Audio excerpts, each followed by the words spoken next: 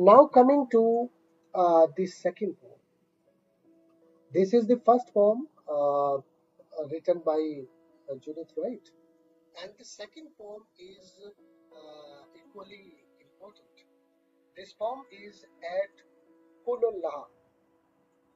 Now, this word is pronounced differently by different people. It is Cooloolas, right? And now, what is Cooloolas? Cooloolas is simply, a coastal sand dune area in Queensland, Australia. Means that is a coastal area wherein the Cooloolas trees, grow. And Cooloolas trees are something like pine trees. They are very long. This is also a sand area nearby the coast of the sea. So this poem is a reflective poem, like the previous poem we have already gone through, that deals with identity and belonging. The theme of this poem is slightly different because this poem especially deals with the identity and belonging, identity of the people and belongingness of those people to their land. This poem explores the speaker's connection to the Australian landscape. The speaker's connection to the landscape implies that she loves because she is the resident of Australian landscape. Every part, if I am an Indian, I have emotional bond with the land of India, right? So this is but natural. This poem raises questions about colonial identity. What was the human identity at the time of colonial period when the settlers were ruling Australia? So this poem explores the identity of Australian people at that time. That becomes secondary. So the poet acknowledges the presence of Aboriginal culture. The poem expresses a sense of alienation also. So identity, belongingness, and alienation. These three are the major themes of this poem. The Kulala, where there is a speaker, he feels disconnected from the land.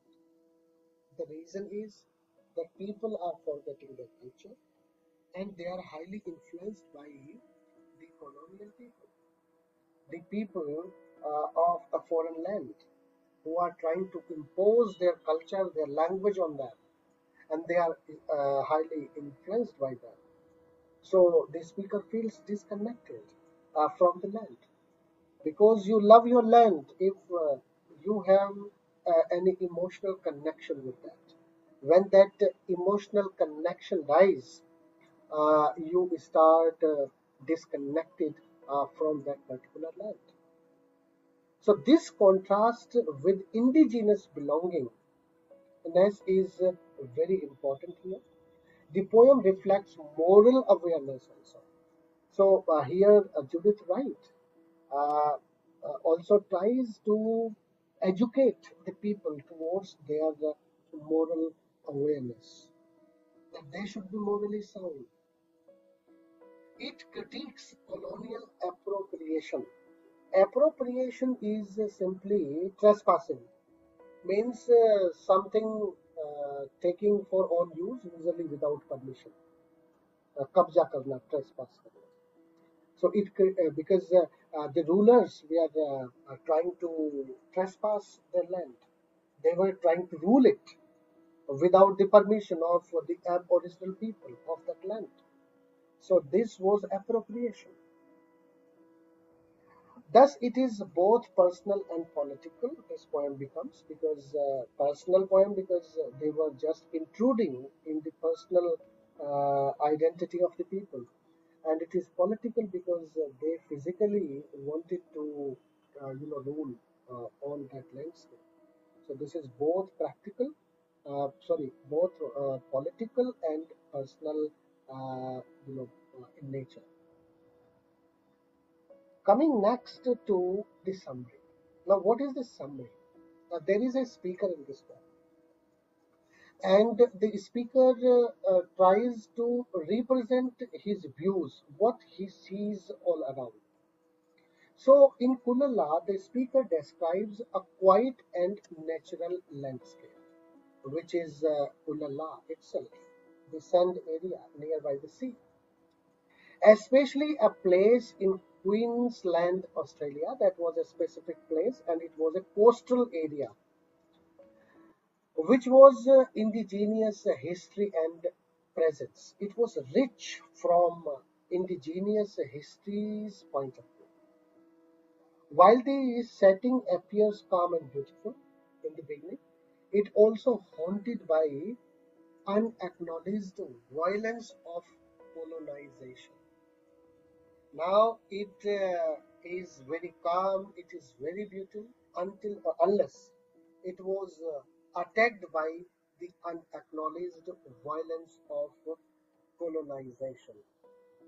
Unacknowledged, unwanted, because settlers were intruding in the land, they were trespassing, and they were trying to, rule over. They were trying to impose the colonization in their country. The rulers made every country their colonies, right? So this was unacknowledged violence of colonization. So the speaker reflects on how European settlers have occupied this land without their permission, without the permission of the native people of that land, displacing aboriginal people and erasing their culture. They displaced also. So what they did, if they liked a particular kind of land to do their business, okay, they started displacing the people from that particular place. Go from here and settle somewhere else. We will be here, right? So displacement was the cause of the sufferings of the colonized people. So the speaker reflects on how European settlers have occupied their land, displacing aboriginal people and erasing their culture. So despite the passage of time, the speaker feels a strong sense of unease and guilt. Unease because settlers were trying to occupy their land, and guilt because they were not able to do anything. Recognizing that the land still belongs spiritual to its original inhabitants. So inhabitants were the Australian people, and spiritually this land belongs to them. This creates a tension between physical ownership and moral legitimacy. So physical ownership by the settlers and moral legitimacy by the Aboriginal people of Australia. Actually, this land was their land. It was not the land of the rulers, but they owned it because of their part. So, the key moment in this poem is when a speaker encounters the idea that past cannot be buried. You cannot kill the past. You can spoil the present. You can spoil the future, but you cannot change the past. And the past is the past of the Aboriginal people of this land. So the presence of indigenous culture lingers in the land itself. It is there in every part of the land of Australia. You cannot kill it. History cannot be replaced. History cannot be killed. It remains forever.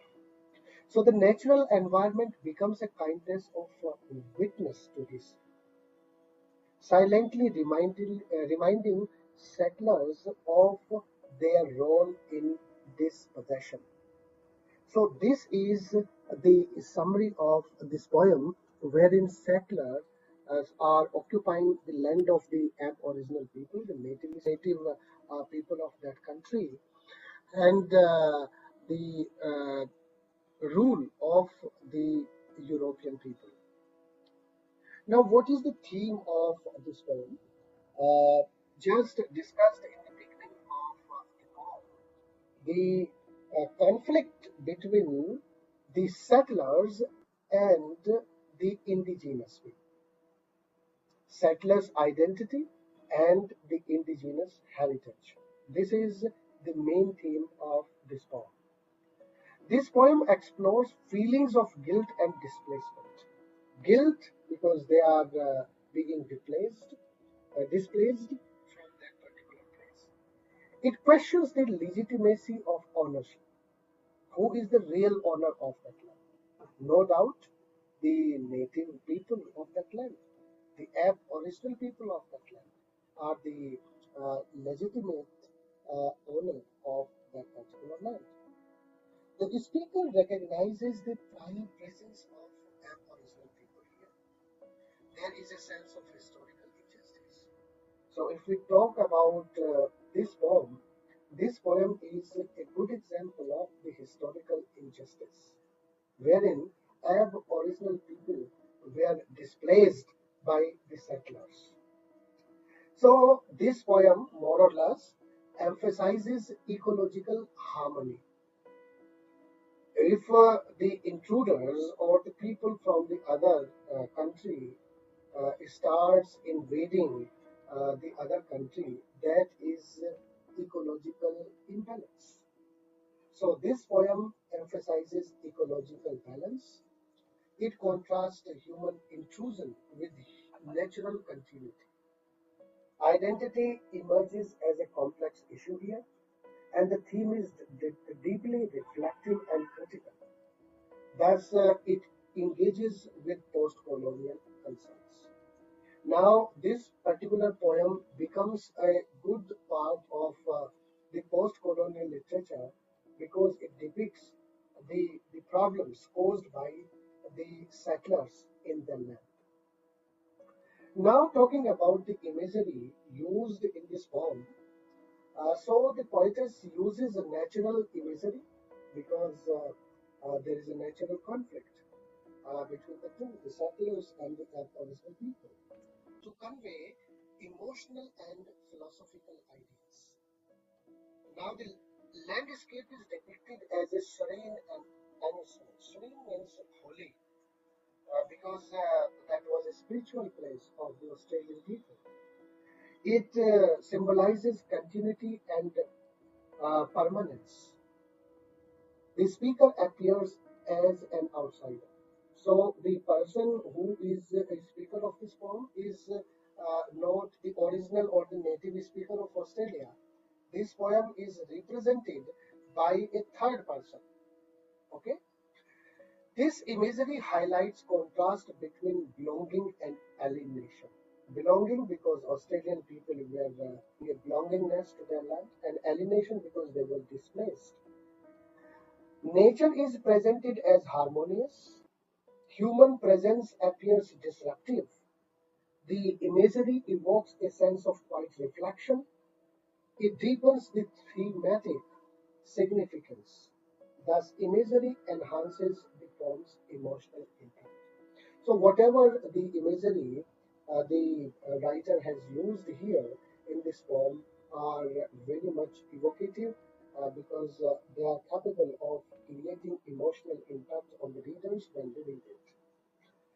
Now, coming to the tone and mood of both these poems, although tone and mood remains the same, so the tone, especially of Kulala, is reflective and introspective because as we start reading this, we are very much reflective. It is reflective upon our subconscious mind, and it is introspective because it enables us to think and to brood over.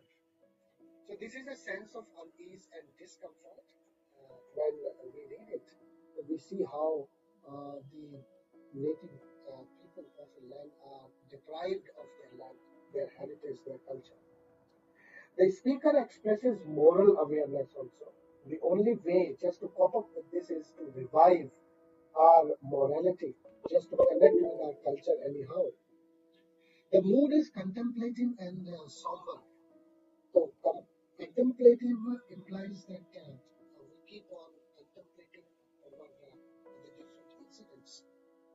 It reflects inner conflict also. The tone suggests regret and realization.